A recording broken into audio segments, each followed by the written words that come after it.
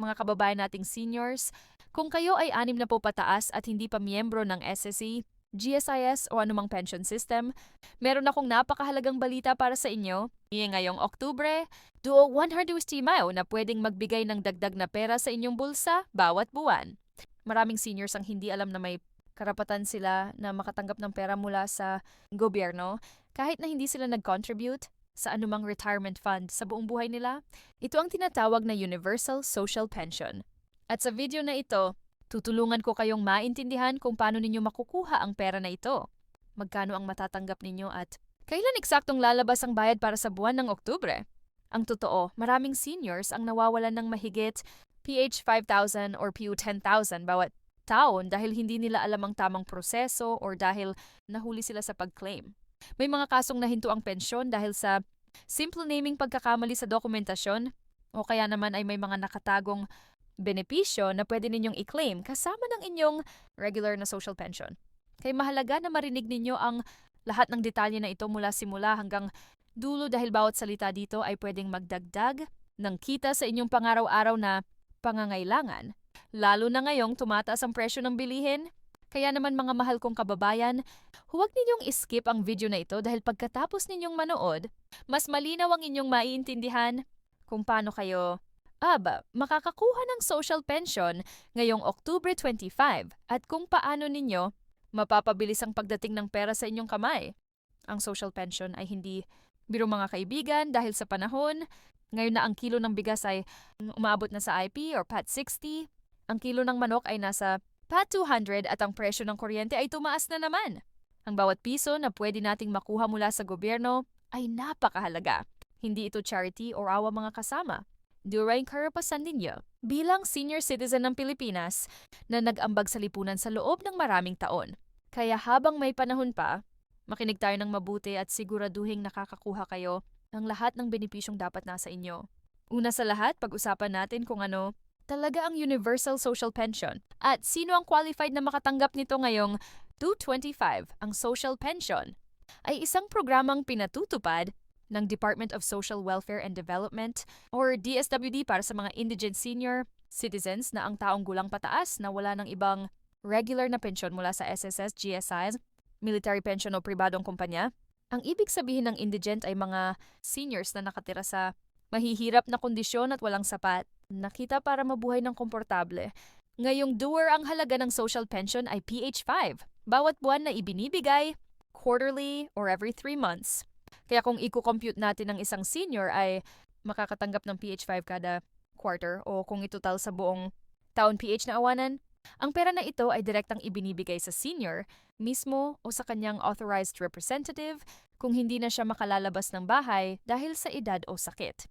Ngayon alam ko na ang tanong ninyo, kailan lalabas ang pera para sa Oktubre na due, Common 25? Ayon sa schedule ng DSWD, ang payout para sa 4th quarter ng DU Pumen 25 na sumasaklaw sa mga buwan ng Oktubre, Nobyembre at Disyembre ay magsisimula na sa ikalawang linggo ng Oktubre. Yung mga payouts ay minanap mahagi kada munisipyo o kada city kaya hindi sabay-sabay. Ang lahat ng lugar sa buong Pilipinas. Ang mga senior sa Metro, Manila ay karaniwang nauuna sa payout kaysa sa mga probinsya pero depende. Parin ito sa bilang ng beneficiaries sa bawat lugar at sa kakayahan ng local DSWD, office na ma-process ang mga payout. Sa karanasan ng maraming seniors na nakausap ko, ay mga nasa urban areas ay nakakatanggap ng pera nila sa loob ng October 10 hanggang October 20, habang ang mga nasa malayong probinsya ay minsan umabot pa ng katapusan ng Oktubre o unang linggo ng Nobyembre. Kaya ang advice ko sa inyo mga kasama ay makibag-ugian na kayo sa inyong barangay office or sa mismong DSWD, office ng inyong municipality, para malaman ninyo ang eksaktong petsa ng payout sa inyong lugar. Huwag kayong mahihiyang magtanong dahil ito ay karapatan ninyo at trabaho nila na magbigay ng impormasyon. Ngunit bago tayo magpatuloy, gusto mong kong banggitin ang isang napakahalaga na bagay na maraming seniors ang hindi alam. May mga kasong ang social pension ay pwedeng ma-reduce o kaya naman ay ihinto kung may pagbabago sa inyong circumstances. Halimbawa kung may isa sa inyo na nagsimula ng makatanggap ng SSS pension o kaya naman ay nag-start kayong makatanggap ng financial support mula sa anak o kamag-anak na regular na at documented, ang DSWD ay may karapatang i-review ang inyong eligibility. Hindi ibig sabihin na aagad kayong matatanggal sa listahan, pero may validation process na nangyayari bawat taon, kung saan hinahanapan ng update ang lahat ng beneficiaries. Kaya ang mahalaga dito mga kaibigan ay laging updated ang inyong record sa barangay at sa DSWD. Kung may pagbabago sa inyong living situation, employment status ng mga kasama ninyo sa bahay, o kaya naman ay may naging additional income source, dapat ninyong i-report ito para maiwasan ang problema sa hinaharap. May mga seniors kasi nahinto ang kanilang pension dahil sa maling impormasyon na naibigay at pagkatapos ay nahirapan silang maibalik ang benepisyo dahil kailangan nilang mag-file ng bagong application. Ayaw naman nating mangyari ito sa inyo kaya transparency is very important. Ang nasunod natin ang pag-usapan ay kung paano kayo mag-apply para sa social pension kung hindi pa kayo currently enrolled sa programa. Ang unang hakbang ay pumunta sa inyong barangay office at ipaalam sa barangay captain o sa barangay social welfare officer na gusto ninyong mag-apply para sa social pension. Dadalhin nila kayo sa proseso ng pag-fill up ng application form at mag-a-assess sila kung kayo ay qualified based sa inyong economic status. Ang mga dokumento na kailangan ninyo ay valid ID na may birthday, proof of residency tulad ng barangay, clearance o certificate of residency. Sure, meron ang inyong senior citizen ID, hindi kailangan ng malaking pera para mag-apply mga kasama dahil ang application para sa social pension ay libre. Kung may sino mang humihingi sa inyo ng bayad para sa application, ito ay scam at dapat ninyong i-report sa DSWD or sa barangay. Matapos ang assessment, yung barangay ay magsusumiti ng inyong application sa municipal o city, DSWD office at doon na nila i-validate ang inyong eligibility. Ang buong proseso ay tumatagal ng 2 hanggang 3 buwan. Kaya kung hindi pa kayo naka-enroll at gusto ninyong makatanggap ng payout, sa 2026, ngayon na ang tamang panahon para mag-apply. Ang isa pang importanteng punto na gusto kong i-highlight ay ang tungkol sa authorized representative. Maraming seniors, lalo na ang mga may edad na pataas ay nahihirapang pumunta sa payout centers dahil sa mobility issues, sakit o kaya naman ay wala ng lakas para maglakad ng malayo. Para mga sa mga ganitong sitwasyon, ang DSWD ay pumapayag na may authorized representative na kukuha ng pera sa ngalan ng senior. Pero tandaan ninyo mga kaibigan, kailangan na may notarized special power of attorney o SPA o kaya naman ay may authorization letter na may pirma ng senior at ng barangay captain.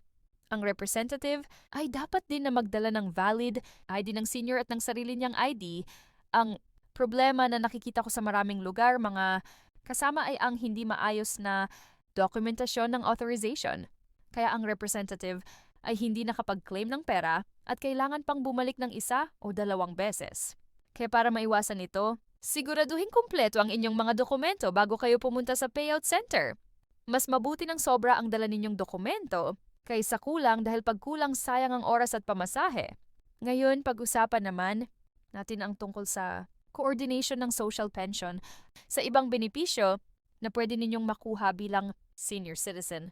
Maraming seniors ang hindi alam na kahit na nakakatanggap sila ng social pension, qualified pa rin sila sa ibang benepisyo tulad ng PhilHealth, senior citizen discount at pati na rin ang Century hospitalization benefit mula sa DSWD. Ang Century Hospitalization benefit ay isang one-time cash assistance na PH para sa mga seniors na 100 taong gulang na pataas. Pero ang hindi alam ng marami, may mga additional cash grants din na pwedeng i-claim ng mga seniors na 80 pataas kung sila ay nag-qualify based sa kanilang health condition at economic status. Kaya huwag ninyong isipin na ang social pension lang ang pwedeng ninyong makuha mga kaibigan. Magtanong kayo sa inyong barangay at sa DSWD kung ano pa ang ibang programang pwede ninyong applyan. Ang bawat karagdagang benepisyo ay nakakatulong sa inyong pangaraw-araw na pangangailangan, lalo na sa pagbili ng gamot, pagkain at iba pang basic necessities. Ang isa pang bagay na dapat ninyong malaman ay ang tungkol sa tax implications ng social pension. Ang magandang balita mga kasama ay ang social pension ay tax exempt. Dito na ibig sabihin ang buong PH 500 na matatanggap ninyo, bawat buwan ay walang kas na buwis. Hindi kayo kailangang mag-file ng income tax return para sa social pension at hindi rin ito counted as taxable income. Ito ay linaw na nakalagay sa batas. Kaya kung may sino mang sabi sa inyo na kailangan ninyong magbayad ng tax para sa social pension, mali sila at huwag kayong maniniwala. Ang lahat ng pera na ibibigay ng DSWD sa inyo ay para sa inyo lang at sa inyong pamilya. Walang kaltas na buwis o kaya man ay administrative fee. Ang tanging responsibilidad ninyo lang ay siguraduhin kayo ay nag-comply sa lahat ng requirements at nag-update ng inyong records. Ngayon, tungkol naman sa mga tips kung paano ninyo mapapabilis ang payout at kung paano makakaiwas ng problema sa pag-claim. Una, siguraduhin updated ang inyong contact information sa barangay at sa DSWD kung nagbago ang inyong address, cellphone number o kaya naman ay ang contact person ninyo, i-report ito kaagad para hindi kayo mahirapang makontak ng DSWD kung may announcement or update tungkol sa payout. Pangalawa, laging magdala ng extra copies ng inyong valid ID at senior citizen ID. May mga payout center na humihingi ng additional identification, lalo na kung may delay sa inyong records. Kaya para sigurado magdala ng 2 or 3 valid IDs. Pangatlo, kung possible pumunta sa payout center ng maaga sa umaga around 7 a.m. to 8 a.m. para makaiwas ng mahaba na pila. Ang experience ng maraming seniors ay mas mabilis ang proseso sa umaga kaysa sa hapon. Dahil mas konti pa ang tao at mas fresh pa ang mga staff ng DSWD. Pang-apat, kung kayo ay may health condition na hindi kayo pwedeng matagalan sa init o sa pila, magsabi kayo sa barangay health worker or sa DSWD staff para kayo ay ma-prioritize. May senior citizen lane sa karamihan ng payout centers at may special accommodation din para sa mga PWD senior citizens. At panghuli, huwag kayong mahihiyang magtanong. Kung may hindi kayo maintindihan sa proseso o kaya naman ay may doubt kayo sa inyong eligibility, magtanong kayo ng malinaw sa staff ng DSWD o sa barangay officer. Ang trabaho nila ay tumulong sa inyo kaya huwag kayong mag-atubili.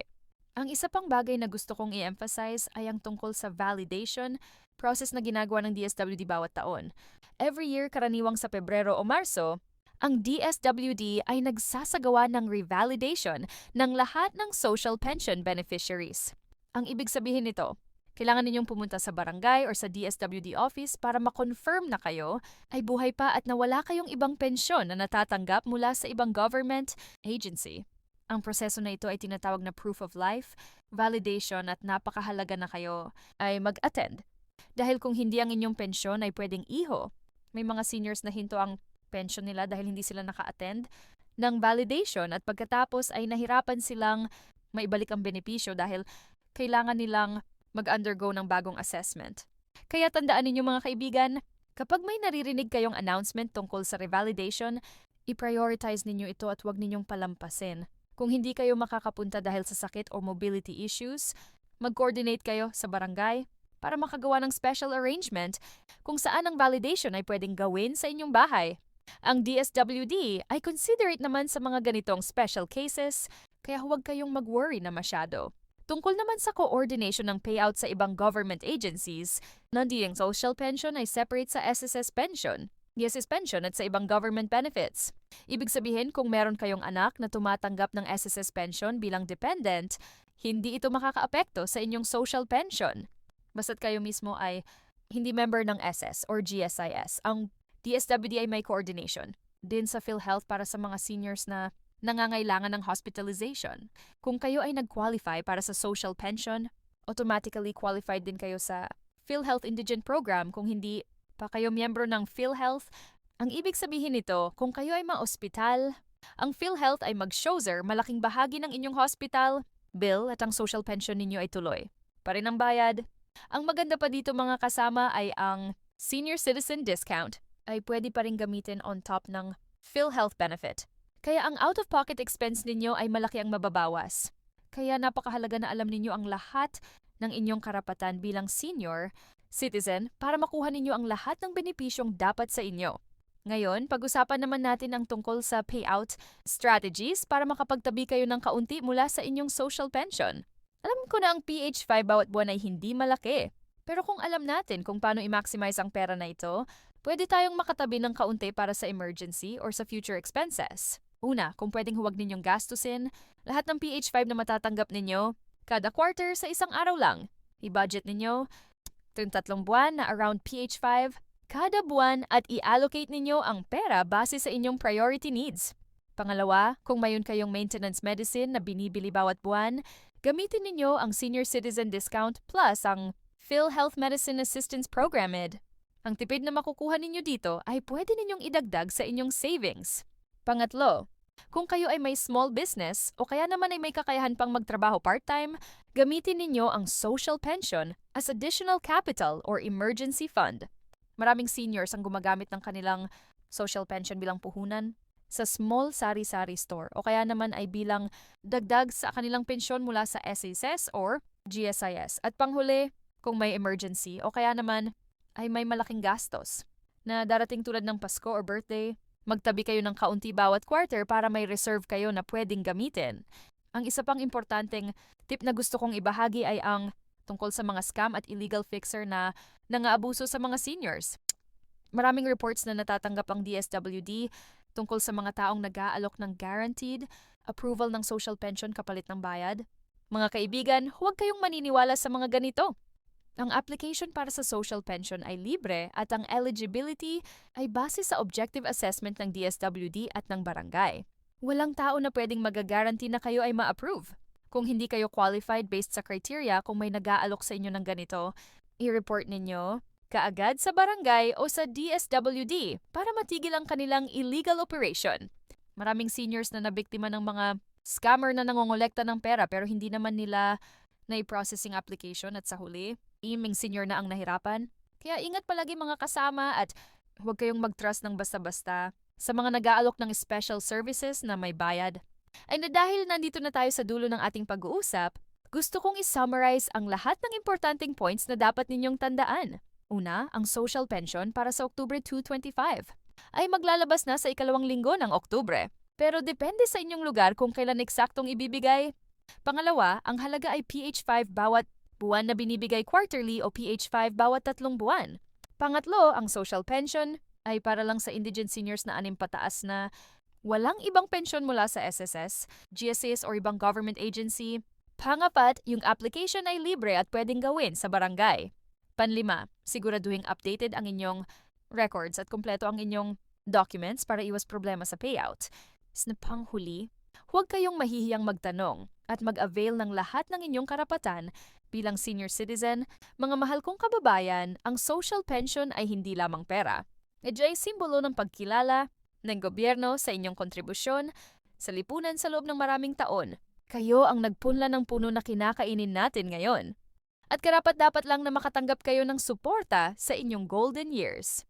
Kaya huwag ninyong sayangin ang oportunidad na ito. Kumilos na kayo ngayon, mag-apply kung hindi pa kayo enrolled at siguraduhin nakukuha ninyo ang lahat ng benepisyong dapat sa inyo. Dahil sa panahon ngayon na ang buhay ay mahirap, bawat tulong na pwede nating makuha ay napakahalaga.